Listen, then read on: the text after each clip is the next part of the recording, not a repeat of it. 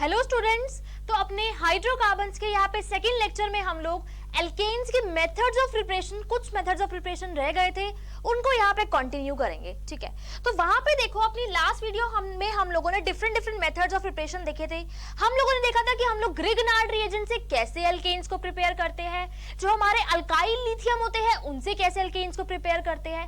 ऐसे रिएजेंट्स में अगर हम सिर्फ और सिर्फ वाटर भी ऐड कर दे तो ये एल्केन्स में कन्वर्ट हो जाते हैं। ठीक है, हम लोगों ने देखा था कि हम लोग वुड्स रिएक्शन से किस तरीके से different kinds of alkene prepare करते हैं और कोरे हाउस सिंथेसिस से किस तरीके से different kinds of alkenes prepare करते हैं। वहां पे हम लोगों ने देखा था कि गिलमैन रिएजेंट के थ्रू हम different kinds of alkenes alkyl halides के साथ रिएक्ट करा के प्रिपेयर कर सकते हैं। अब कुछ और इंपॉर्टेंट मेथड्स ऑफ प्रिपरेशन होते हैं जो वहां पे बच गए थे, जो मैं आज इस वीडियो में डिस्कस करने वाली हूं।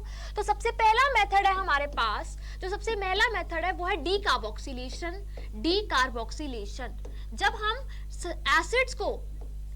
हम एसिड्स को रिएक्ट कराते हैं, लाइक अगर मेरे पास कोई भी एसिड है RCOOH, इसको मैं रिएक्ट कराऊंगी with NaOH and calcium oxide, जिसको हम लोग स्लेक लाइम बोलते हैं, और इसको अगर मैं हीट करूंगी तो यहाँ पे मेरे पास देखो ये जो मेरा अल्काइल ग्रुप है, ये एल्केन में कन्वर्ट हो जाएगा और फॉर्मेशन हो जाएगी Na2CO3 की, सोडियम कार्बोनेट की।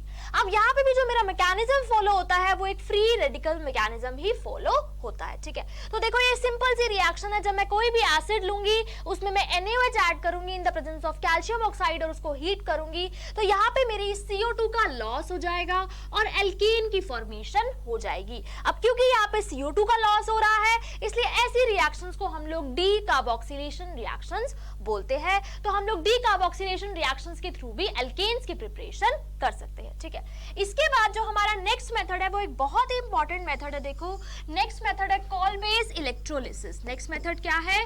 Call base electrolysis. ठीक है, एक्चुअल में देखो होता क्या है इस मेथड के अंदर। ठीक है, देखो हम क्या करते हैं, एक सोडियम सॉल्ट ऑफ एसिड लेते हैं। ठीक है, एक सोडियम सॉल्ट ऑफ एसिड लेते हैं, लाइक हमने क्या लिया, RCOONA, एक सोडियम सॉल्ट ऑफ एसिड लिया हमने। ठीक है, इस सोडियम सॉल्ट ऑफ एसिड की हम लोग कराते हैं इलेक्ट्रोलिसिस। हम लोग क्या कराते हैं? इलेक्ट्रोलिसिस। ठीक है, और इस सोडियम सॉल्ट के हम लोग 2 मॉलिक्यूल्स लेते हैं। तो क्या होता है यहाँ पे, ये जो दो मॉलिक्यूल्स है इनमें 2 R ग्रुप्स होंगे। ये दोनों R ग्रुप्स आपस में बॉन्ड बना लेते हैं और एल्केन की फॉर्मेशन हो जाती है। इसी मेथड को हम लोग कॉल बेस इलेक्ट्रोलिसिस बोलते हैं। और यहाँ पे साथ साथ CO2 का रिलीज होता है, हाइड्रोजन गैस रिलीज होती है और NaOH रिलीज होता है। अब क्योंकि रिएक्शन के बाद NaOH बन रहा है, तो ऐसी रिएक्शन में सॉल्यूशन की pH इंक्रीज हो जाती है। ठीक है, सॉल्यूशन की pH इंक्रीज हो जाती है। ठीक है, अब इसका मैकेनिज्म हम लोग देखेंगे कि ऐसा हो क्यों रहा है, क्यों इलेक्ट्रोलिसिस के बाद ये सोडियम सॉल्ट ऑफ एसिड इस एल्केन में बन रहा है। दोनों रिएक्शंस के बीच में डिफरेंस याद रखना। जब हम लोग स्लेक लाइम ले रहे थे, तो यहाँ पे ये जो सिंपल एल्केन है, इस एल्केन की फॉर्मेशन हो रही थी, जितने कार्बन एटम्स इसमें थे उतने ही कार्बन एटम इसमें है। लेकिन जब हम लोग कॉल बेस इलेक्ट्रोलिसिस करते हैं तो वहां पे देखो जो मेरा 2 same sodium salt of acid लिया है मैंने, तो एल्केन की फॉर्मेशन हो जाती है। अब हम लोग देखते हैं कि इस रिएक्शन का मैकेनिज्म क्या है, किस तरीके से ये रिएक्शन हो रही है। ठीक है, तो देखो इलेक्ट्रोलिसिस रिएक्शन में हमारे पास एक एनोड होगी, एक कैथोड होगी। एनोड पे ऑक्सीडेशन होगी और कैथोड पे रिडक्शन होगी। ठीक है, तो सपोज करो मैं यहाँ पे एनोड की बात कर रही हूँ, तो ये मेरा सोडियम सॉल्ट ऑफ एसिड है RCOO-Na+।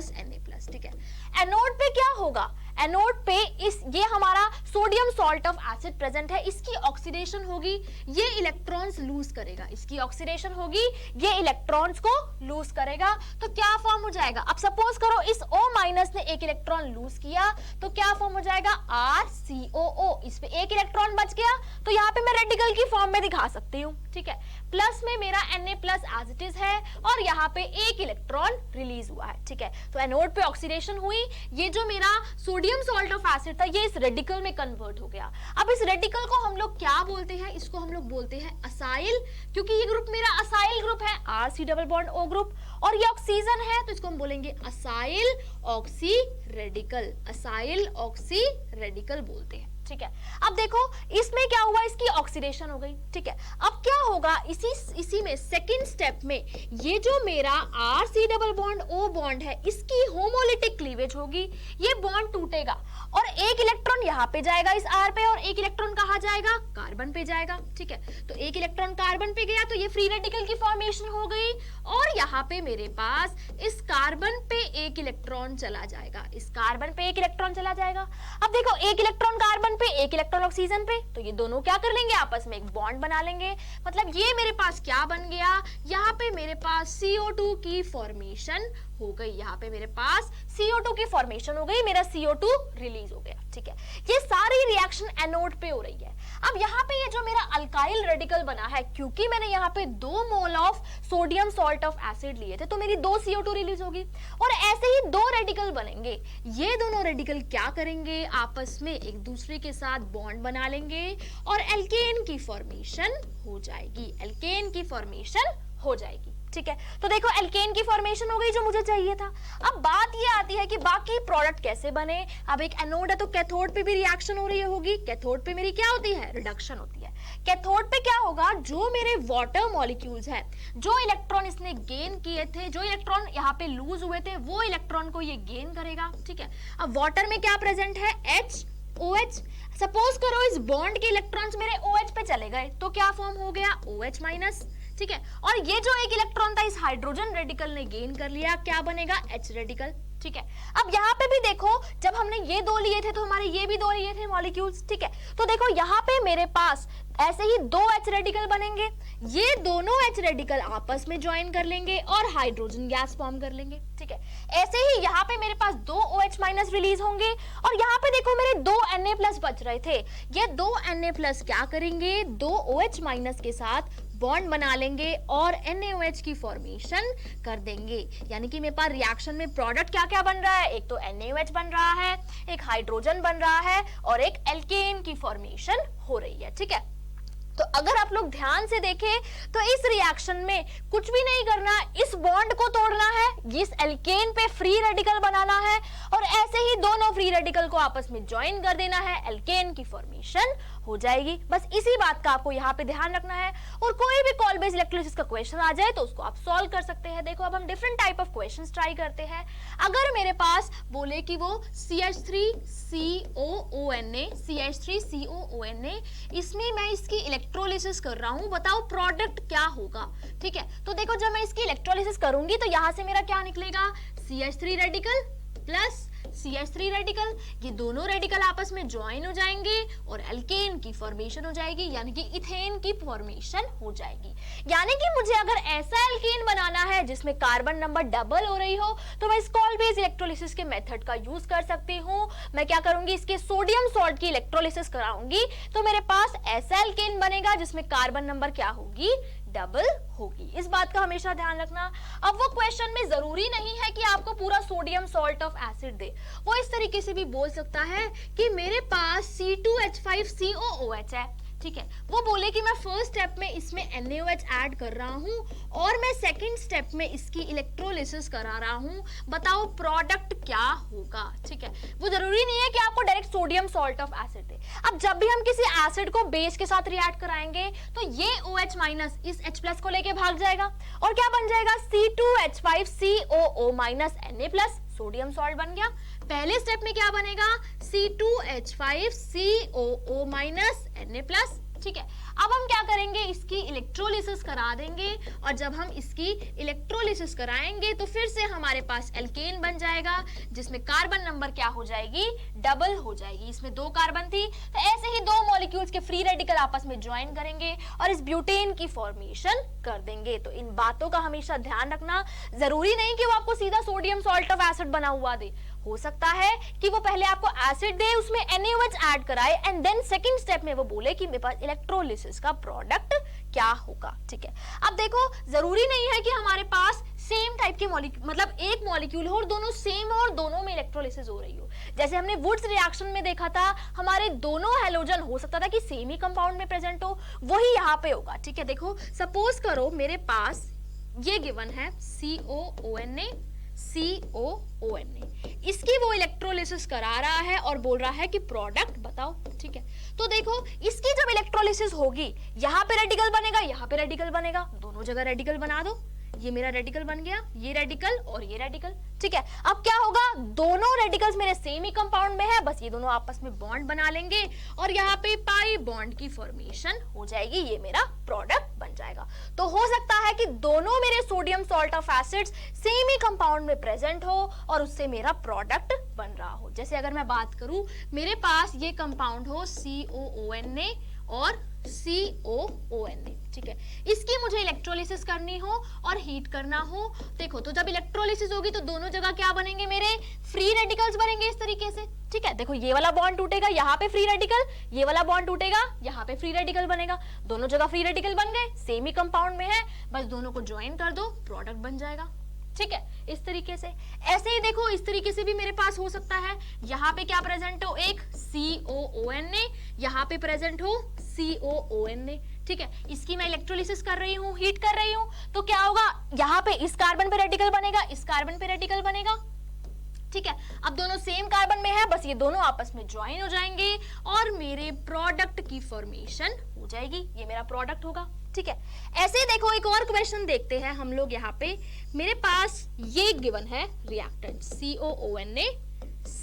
COONA, इसकी मैं इलेक्ट्रोलिसिस करा रही हूँ, ठीक है। इसकी मैं इलेक्ट्रोलिसिस करा रही हूँ, तो देखो यहाँ पे मेरे पास जब ये वाला CONA बॉन्ड टूटेगा तो रेडिकल की फॉर्मेशन होगी और जो ये वाला CONA बॉन्ड टूटेगा तो यहाँ पे रेडिकल की फॉर्मेशन होगी, ठीक है। अब देखो ये दोनों तो आपस में बॉन्ड बना नहीं सकते, ठीक है, ये दोनों तो आपस में बॉन्ड नहीं बना सकते। ये मेरा पाई बॉन्ड जब टूटे, अगर ये पाई बॉन्ड यहाँ से टूटे, ये पाई बॉन्ड किस फॉर्म में प्रेजेंट है, यहाँ पे मेरे पास एक दो रेडिकल प्रेजेंट होंगे, यहाँ पे एक रेडिकल और यहाँ पे एक रेडिकल, ठीक है। अब देखो यहाँ पे अगर ये दोनों बना लेते तो यहाँ पे फोर मेंबर्ड की रिंग बन जाती, वो बहुत ज्यादा स्ट्रेन्ड होती, वो प्रोडक्ट जो होता बहुत ही ज्यादा स्ट्रेन्ड होता, क्योंकि जब दो फोर मेंबर्ड रिंग्स आपस में आ रही है तो उसमें रिंग स्ट्रेन बहुत ज्यादा होगा, मतलब मेरा प्रोडक्ट बहुत ज्यादा स्टेबल नहीं होता, ठीक है। तो हमने देखा कि और क्या पॉसिबिलिटी हो सकती है यहाँ पे, तो ये जो मेरा पाई बॉन्ड था, ये पाई बॉन्ड कैसे बना होगा, जब यहाँ पे एक इलेक्ट्रॉन होगा और यहाँ पे एक इलेक्ट्रॉन होगा। अब देखो ये दोनों इलेक्ट्रॉन्स पास पास है, ये दोनों इलेक्ट्रॉन्स पास पास है, ये आपस में बॉन्ड बना सकते हैं, ठीक है, ये आपस में बॉन्ड बना सकते हैं। तो यहाँ पे मेरी एक एल्कीन की फॉर्मेशन, एक पाई बॉन्ड की फॉर्मेशन हो जाएगी और यहाँ पे मेरे एक पाई बॉन्ड की फॉर्मेशन हो जाएगी और ये मेरा प्रोडक्ट बन जाएगा। तो इस तरीके से आपके पास जब भी किसी भी कंपाउंड में दो sodium salt of acids given हो और इलेक्ट्रोलिसिस करा रहे हो तो चेक कर लेना कि वहां पे कॉल-बेस इलेक्ट्रोलिसिस तो नहीं हो रही। कॉल-बेस इलेक्ट्रोलिसिस हो रही है तो जहां पे आपके sodium salt of acids present है, उस बॉन्ड को तोड़ के वहां पे फ्री रेडिकल बना देना और दोनों फ्री रेडिकल्स क्योंकि प्रेजेंट है तो दोनों को ज्वाइन कर देना, ठीक है। और चेक कर लेना ऐसी कंडीशंस में भी कि रिंग स्ट्रेन तो नहीं आ रहा। अगर यहाँ पे इस तरीके से ये ज्वाइन हो जाता तो दो फोर मेंबर्ड रिंग्स बन जाती और रिंग स्ट्रेन बहुत ज्यादा होता। तो हमने क्या देखा कि दूसरी पॉसिबिलिटी और कोई है, हमने देखा कि ये जो पाई बॉन्ड बन रहा था ये दो रेडिकल के ब्रेक करने से बन रहा था, इन दोनों के बीच में पाई बॉन्ड बन गया और ये मेरे फाइनल कंपाउंड की फॉर्मेशन हो गई, ठीक है। तो यहाँ पे मैंने दो मेथड्स देखे कि हम सोडियम सॉल्ट ऑफ एसिड से और एसिड से इलेक्ट्रोलिसिस करके या फिर डीकार्बोक्सिलेशन करके किस तरीके से एल्केन्स की प्रिपरेशन कर सकते हैं, ठीक है। नेक्स्ट मेथड ऑफ प्रिपरेशन हमारा है कि हम लोग एल्कीन्स और एल्काइंस से भी तो एल्केन्स की प्रिपरेशन कर सकते हैं, ठीक है। उनकी अगर हम क्या करें, देखो मेरे पास ये एल्कीन है CH3C double bond C CH3HH, ठीक है। मेरे को इसमें कन्वर्ट करना है इसको एल्केन में। सपोज करो ये मेरे दोनों ड्यूटेरियम है, ठीक है, मुझे इसे एल्केन में कन्वर्ट करना है, तो मैं क्या करूं, अगर ये पाई बॉन्ड तोड़ दूं और दो हाइड्रोजन ऐड कर दूं तो ये एल्केन में कन्वर्ट हो जाएगा। तो वही मैं यहाँ पे करूंगी, मैं इसमें ऐड करूंगी hydrogen in the presence of निकल, पैलेडियम और प्लैटिनम, PdPt निकल, ठीक है। अब हम क्यों ले रहे हैं ये PdPt निकल, अब देखो मेरी जो हाइड्रोजन होती है ये तो गैस होती है, ठीक है, हाइड्रोजन तो एक गैस होती है।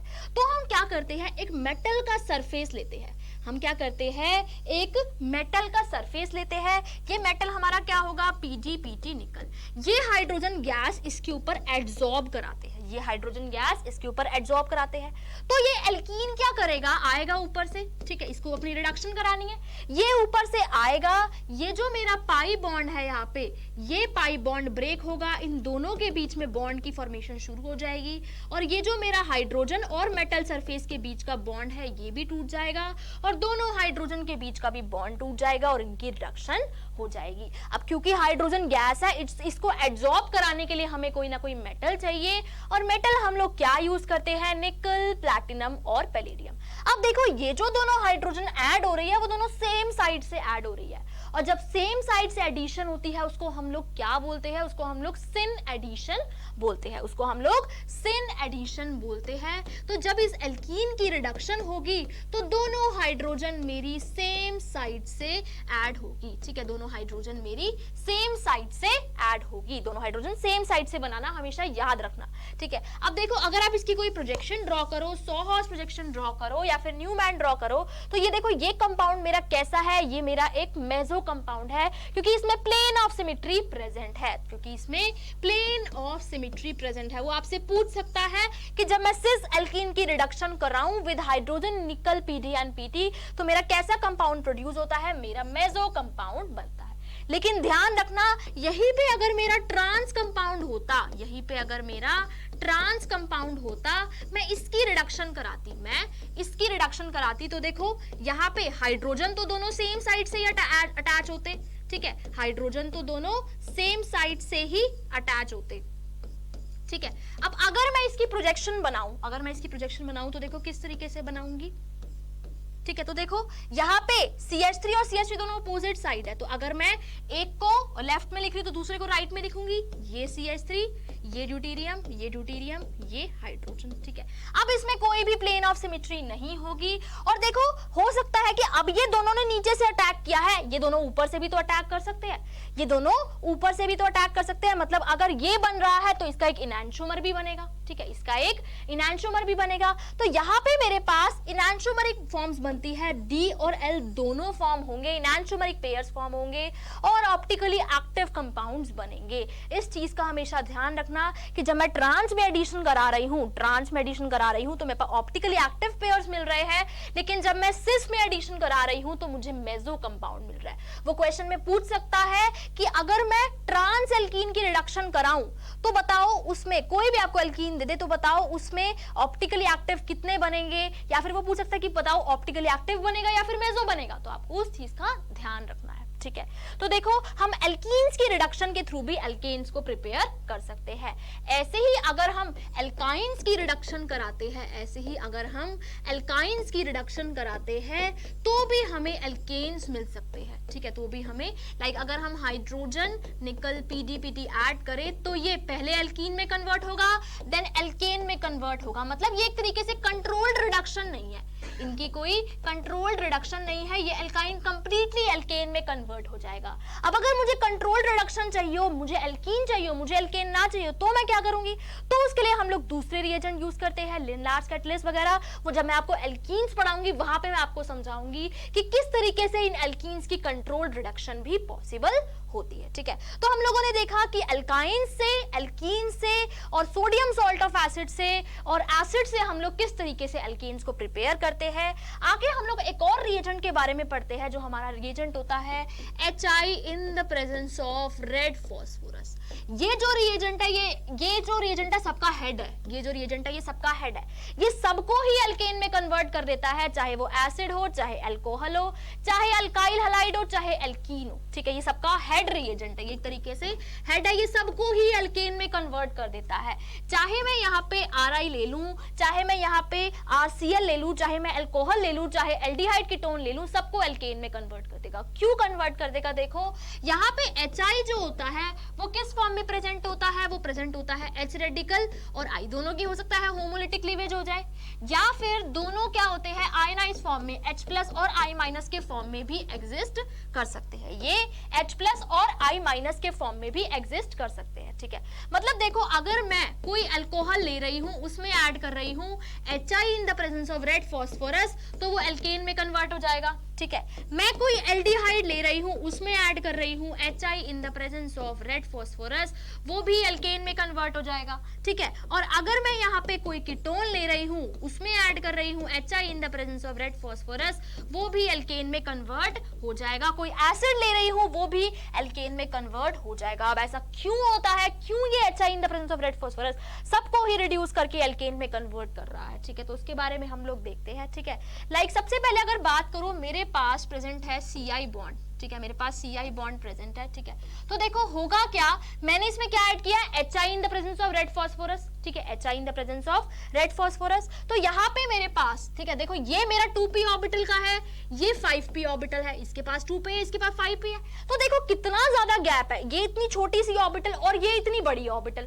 तो देखो इनके बीच में जो बॉन्ड बनेगा वो बहुत ही ज्यादा वीक बॉन्ड बनेगा। अगर मैं थोड़ी सी भी एनर्जी दे दूं तो ये बॉन्ड टूट जाएगा। ठीक है, तो देखो जब मैं इसमें थोड़ी सी भी एनर्जी दूंगी, ये मेरा बॉन्ड टूट जाएगा और फॉर्मेशन हो जाएगी कार्बन रेडिकल की और आयोडीन रेडिकल की। ठीक है, अब ये जो मेरा आयोडीन रेडिकल होता है, इसकी बहुत ज्यादा टेंडेंसी होती है कि ये दूसरे आयोडीन रेडिकल से कंबाइन कर ले और I2 की फॉर्मेशन कर दे। ठीक है, मैंने क्या किया, इसमें HI डाला, HI से मुझे क्या मिला, H रेडिकल और I रेडिकल। इस I रेडिकल ने उस I रेडिकल के साथ कंबाइन करके I2 बना दिया, मतलब I रेडिकल तो चला गया, अब बचा क्या, C रेडिकल और H रेडिकल। अब ये कार्बन रेडिकल इस H रेडिकल के साथ कंबाइन करके एल्केन्स की फॉर्मेशन कर लेगा, एल्केन्स की फॉर्मेशन कर लेगा। तो हमेशा याद रखना, यहाँ पे मैं कुछ भी ले लूं, चाहे CI ले लूं चाहे अल्कोहल ले लूं, ये हमेशा एल्केन्स में कन्वर्ट हो जाते हैं, क्योंकि मेरा CH बॉन्ड तो एक स्ट्रॉन्ग बॉन्ड ही होता है। ठीक है, ऐसे ही देखो अगर मैं यहाँ पे अल्कोहल लूं, अगर मैं यहाँ पे अल्कोहल लूं, तो अगर HI में मेरा वो आयनाइज फॉर्म में भी हो सकता है, H+ की फॉर्म में भी हो सकता है और I- की फॉर्म में भी हो सकता है।